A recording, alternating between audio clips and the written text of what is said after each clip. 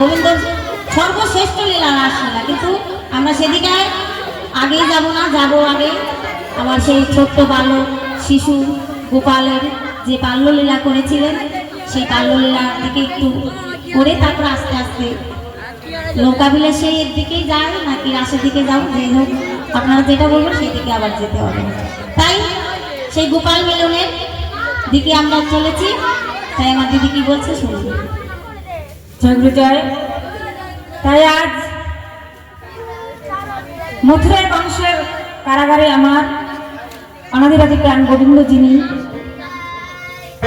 তারই সেই ছোটবেলার যে বাল্যলীলা জন্ম, যেখানে আমার ভগবান অনাদিরাদি প্রাণ গোবিন্দের গোপালের যেখানে জন্ম হয়েছিল, কিভাবে তার জন্ম হলো, সেখানে স্বর্গের দেবতারা তখন কি করেছিল, যখন আমার গোপালের জন্মগ্রহণ হলেন তখন স্বর্গের দেবতারা কি করেছিলেন, দেবদেবীরা, তাই আপনাদের সম্মুখে তুলে ধরছি। জয় গুরু জয়। মায়েরা যারা আছেন একটু উলুধ্বনি দিবেন, বাবারা উলুধ্বনি দিবেন।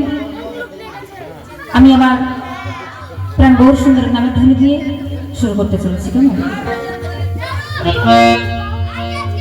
একবার জয় জয় নিতাই গৌর সীতানাথ প্রেমানন্দে হরি হরি বল, হরি হরি বল, জয় জয় রাধা কৃষ্ণ প্রেমানন্দে হরি হরি বল, হরি হরি বল।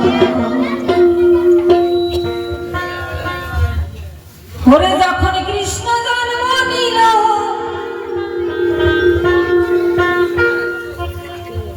ওই না কংসের কারাগারে,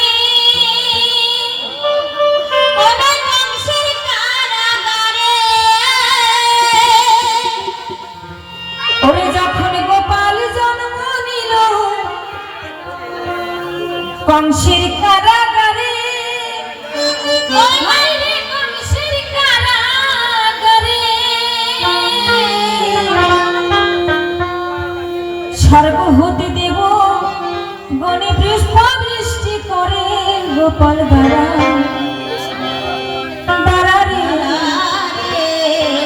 নয়নে হেরিব কালো আলো, গোপাল দ্বারা দ্বারা রে নয়নে হেরিব কালো রূপ।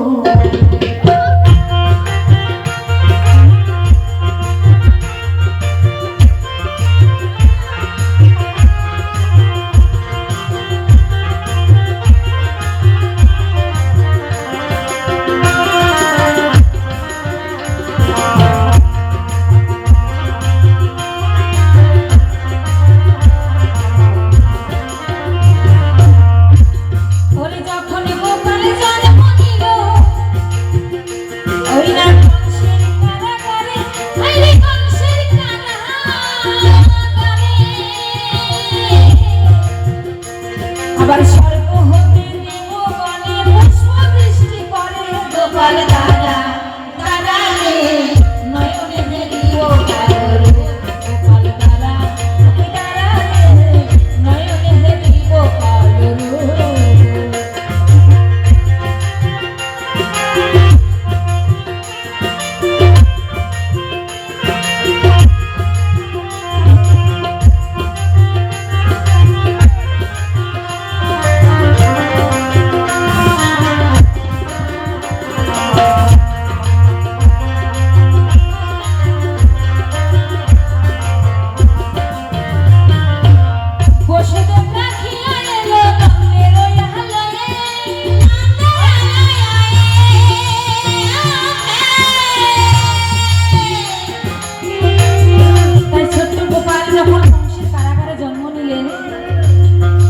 এইদিকে বাসুদেব কি করলেন, মনে মনে চিন্তা করলেন, আমার শত সন্তানকে কংস রাজা আশ্রি আশ্রি মেরেছে, এবার যদি শুনে যে আমার গোপাল জন্মগ্রহণ করেছে তাহলে তো কংস রাজা ওকে বাঁচতে দিবে না। তাই কংস যখন সপ্তম সন্তানকে যখন আশ্রি আশ্রি মারছিল, তখন সেই সন্তান দৈব বাড়ি করেছিলেন, তোমাকে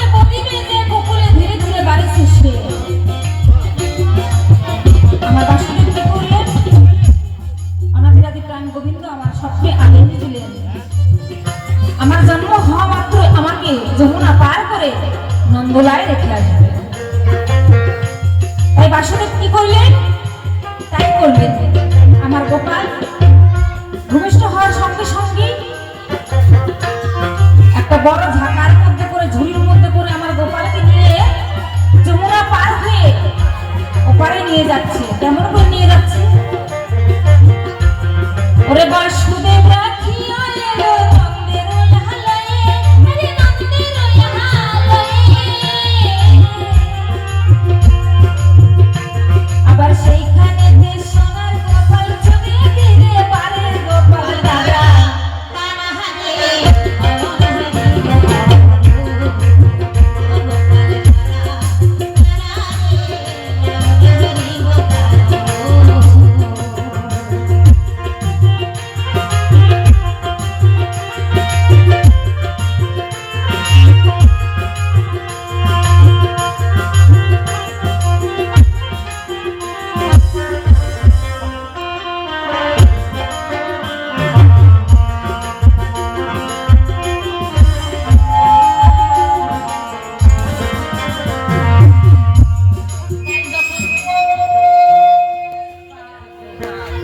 আমার কংস রাজা যখন গোপালকে নিয়ে যাচ্ছে যমুনায়, একদিন কথা দিয়েছিলেন যমুনাকে আমার ভগবান অনাদিরাদি প্রাণ গোবিন্দ। যখন আমার গোপাল জন্মগ্রহণ করলেন তখন কিন্তু 4খানা হাত ছিল বাবা, 4খানা হাত ছিল। যখন যমুনা পার করে ওই পারে নিয়ে যাচ্ছে 2খানা হাত কিন্তু মা গঙ্গার কাছে সেদিন থেকে দিয়ে গেলেন। নারায়ণের তো 4 হাত নাকি বাবা? নারায়ণের 4 হাত, তাহলে সেই হিসাবে কৃষ্ণেরও 4 হাত থাকা উচিত নাকি? তাই কি করলেন? 2খানা হাত আমার সেদিনকে মা গঙ্গার কাছে গচ্ছিত রেখে গেলেন যমুনার কাছে। তারপরে যমুনার যখন মাঝামাঝি গেছে, মানে যমুনার পারে যখন গেছে তখন দেখতে পাচ্ছে একটা শিয়াল। শিয়ালটা সকলে আপনারা চিনেন তাই না মা? শিয়াল চেনেন না? দেখছি একটা শিয়াল যমুনা পার হয়ে যাচ্ছে হেঁটে হেঁটে। যমুনার কত জল, অথই জল তাই না মা? সেই জল সেই শ্রীগালটা হেঁটে হেঁটে পার হয়ে যাচ্ছে। বাসুদেব তাই দেখে মনে মনে চিন্তা করছে, সামান্য একটা শ্রীগালেরই হয়ে যদি যমুনা পার হয়ে যেতে পারে তাহলে আমি কেন পারবো না? মানে অহংকারে দর্বচূর্ণ করার হলো সেই যমুনায়। কে করলেন? আমার ভগবান অনাদিরাদি। বাসুদেবের দর্ভ হয়েছিলেন, সেই দর্ভকে চূর্ণ করলেন আমার অনাদিরাদি প্রাণ গোবিন্দ। কেমন করে তা শুনুন। যখন নিয়ে যাচ্ছে শ্রীগাল আগে আগে যাচ্ছে, সেই শ্রীগালকে ছিলেন দেখেন, শ্রীগাল ছিলেন আমার যোগমায়া, যোগমায়া যোগেশ্বরী শ্রীগালিনী সেজে যমুনা হেঁটে হেঁটে পার হয়ে যাচ্ছে। বাসুদেব মনে মনে চিন্তা করলেন, একটা সামান্য শ্রীগালিনী হয়ে যদি হেঁটে হেঁটে পার হয়ে যেতে পারে তাহলে আমি কেন পারবো না? দর্ভকে চূর্ণ করার জন্য আমার গোবিন্দ কি করলেন, কি লীলা করলেন শুনুন। বাসুদেব রাখিয়া এলো নন্দের ওই আলয়ে, বাসুদেব রাখিয়া এলো নন্দের লালয়ে, বাসুদেব রাখিয়া এলো নন্দের ওই আলয়ে।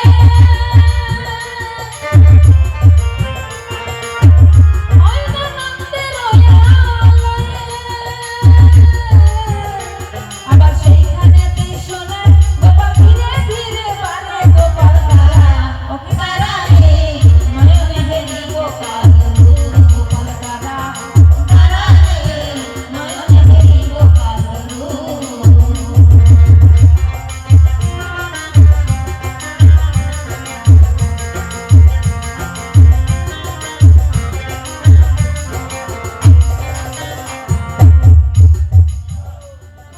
নন্দ গেল বাথানে যশোদা গেল ঘাটে। নন্দ গেল বাথানে যশোদা গেল ঘাটে।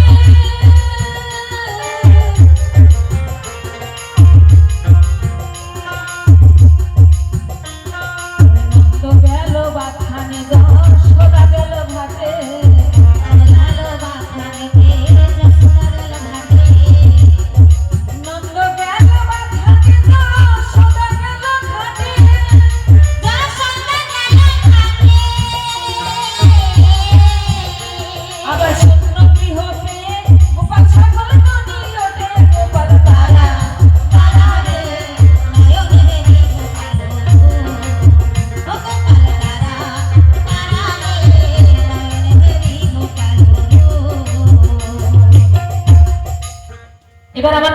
কি করছে, ঘাট থেকে ফিরে এসেছে। নন্দ মাঠে গেছে ধেনুবর্ষকে বাড়িতে আনার জন্য, আর আমার নন্দরানী তিনি ঘাটে গিয়েছেন কলসি নিয়ে জল আনতে। এই ফাঁকে কি করছে গোপাল, ফাঁকা ঘর পেয়ে সকল ননির ঘান্ড আদাবিদি করে খেয়েছে, মুখে চোখে মেখেছে, দুই একটা ভেঙেও দিয়েছে বাঁশি দিয়ে। যখন লাগাল না পাইছে তখন কি করছে, ওই বাঁশি দিয়ে হাড়ির পাছা ফুটো করে দিয়েছে। এইভাবে গোপাল একদম সারা ঘর বাড়ি লন্ড ভন্ড করেছে। তাই আমার আইবে সব হইবে দাঁড়ো। তারপরে কি করলেন, যশোদা ঘাট থেকে এসে দেখছে ঘর দুয়ার সম্পূর্ণ এলোঝেলো। তাই যশোদা কি বলছে শুনুন। ননি খেলো কে রে বাছা, ননি খেলো কে,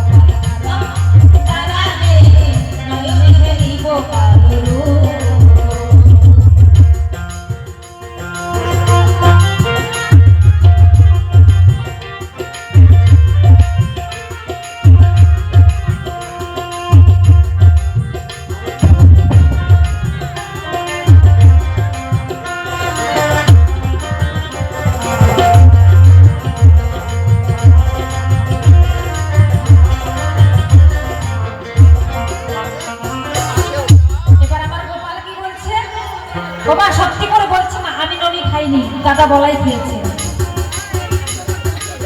ননি মাখন দেখতে সাদা, চোখে তুমি দেখছো দাদা, ননি মাখন দেখতে সাদা, চোখে তুমি দেখছো দাদা। তাই গোপাল কি করলেন, কদম্বের গাছে চলে গেলেন এক লাফ দিয়ে। এবার গাছে উঠেছে যশোমতী। যখন গাছে উঠেছে যশোমতী মনে মনে চিন্তা করছে, এবার যদি গোপাল ডাল থেকে পড়ে যায়, গাছ মানে গাছ থেকে যদি ডাল ভেঙে পড়ে যায়, তাহলে তো সমস্ত গোকুলবাসী সকলে এসে আমাকে খুব মানে যশোমতী খুব ভয় পেয়ে গেছে আর কি এক কথা। তাই কি করছে, পাতায় পাতায় চলে গোপাল, ডালে না দেয় পা।